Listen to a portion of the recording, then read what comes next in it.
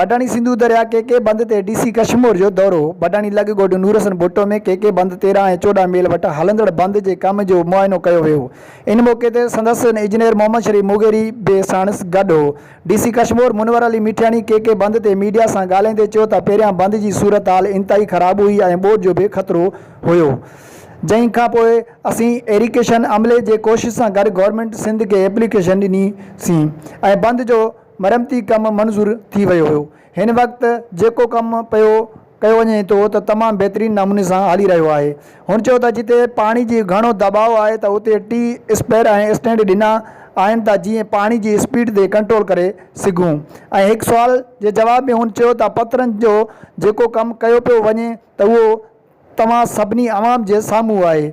Cameraman Farhan Ali Bhutto सां गॾु सदरुद्दीन भुट्टो, बडाणी।